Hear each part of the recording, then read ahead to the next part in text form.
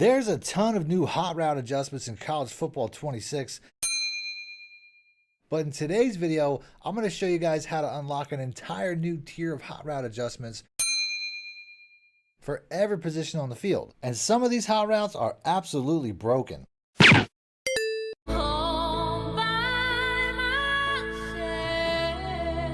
So if you want to see how to unlock the most overpowered hot routes in college football 26, stick around after the intro. Need more help or just want to show your support? Then head over to my Patreon and join my team, where you can get exclusive content like ebooks and bonus plays, as well as early access to my vids and more. Link in the description below. Welcome back, Money Team. We're in a practice mode right now because I'm going to show you guys how to unlock more hot routes for just about every single position on the field. But before I do, as always, if you guys want to see more tip videos like this, please make sure to be a subscriber, hit the like button, and let me know in the comment section.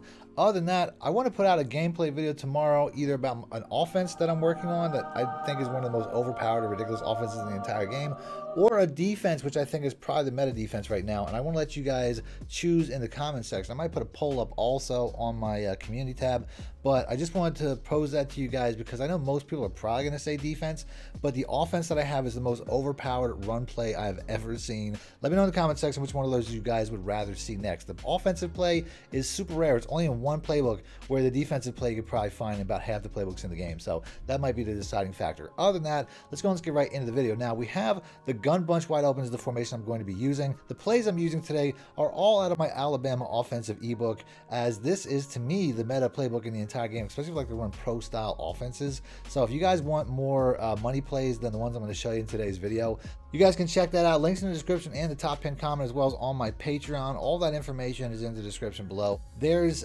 really a lot of different hot routes depending on where you're on the field. Like this receiver here, this X receiver here is technically in the slot. So if I want to put him on a hot route, even though it says wide receiver hot routes, and I go over this in my tips and strategy guide ebook, where I break down what individual hot route beats what individual defense, whether it's man, zone, or both. This is actually the slot hot routes, as I'll get a completely different set of hot routes if I motion him out. But just before I do, let's put him on a slot fade. The left trigger is going to change with just about every single position that I'm in. If I motion him out and I try to put him on that exact same left trigger, now that I'm not in the slot anymore, now that I'm out of the boundary, it's going to be a comeback route. So you can see how this route here can change based off of where I am on the field. But if I motion him back, you can see the route still stays there. This is not a universal thing. There are certain routes that will change if you move the receiver back, but that's one way to unlock outside routes on inside receivers. You also have, and I'm going to move the ball back here, you also have the ability to do the same thing with tight ends. Currently, my tight end in this formation is actually listed as a wide receiver, because if I try to make hot routes, you'll see that I get a receiver hot route even though he's a tight end. So we'll go ahead, we'll continue with the left trigger. We're going to put him in a slot fade, but if I motion him across, he's going to line up as a tight end in the tight end position. You can see he's still got the slot fade hot route, but you can also see that if I go back to the hot routes, now it changes to a stick and nod, which might be something that you're already aware of. But did you also know that you could use running back hot routes for receivers and tight ends as well? There's several hot routes here that can be really handy when it comes to having them at wide receiver positions or tight end positions, including things like the wheel route, the Texas route, the flat route, which they took away from the tight end and from the receiver audibles, or even things like block and release, which are especially useful when it comes to playing against people who spam man zero blitz. Now, I went ahead and backed out because I want to show you guys a setup from a different play. We're going to go ahead, we're just going to choose a play where the running back's on a pattern. We'll go with the wide trail here. And then I'm going to pick just a random man zero blitz like the Overstorm Brave. So let's go ahead and let's pick that. On the offensive side, we're gonna show a trick that I've shown in a lot of videos, where if I want to pick up a blitz like this and I just put the running back on a pass block like I did here, you'll notice that his defender a lot of times will drop back as a deep zone defender. So for that reason, check and release routes are very valuable because they won't have the same reaction. So I'm gonna go ahead and put the running back in a check and release pattern. I'm gonna run the play the exact same way, and you're gonna see that the release portion of it, since it's technically a route, is gonna hold that defender in place, basically just hovering around the line of scrimmage, waiting for the defender or waiting for the receiver to go out on a route. So we watch the exact same player. Number one should be easy to remember. You see how he just basically hangs around the line and does nothing because he's waiting for the running back to go out on a route that he never does. Now, I mentioned that because it was really helpful when you used to be able to put the tight end on a pass block and release as well, which you can still do, even though, like I said, I'll motion this tight end across.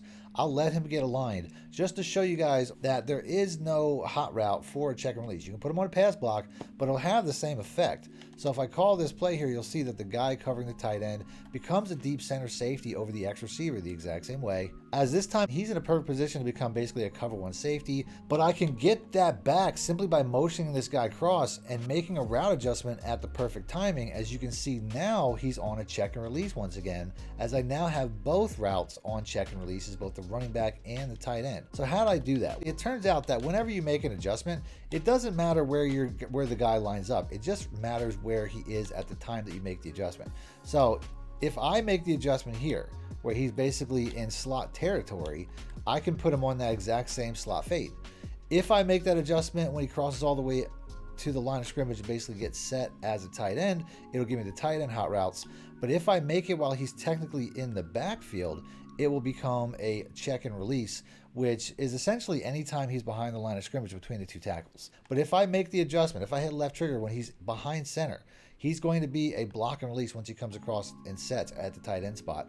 Bringing back a check and release option that was something that was in the game a long time ago, and they took away because it was too glitchy. So I went ahead and backed out. I'm choosing the same play, but I'm going to show you guys how this can also be useful against defenses like cover 2 man, or really any man coverage. Wheel routes are especially good when it comes to beating man coverage, especially when it comes to pressing man coverage like we're going to have here.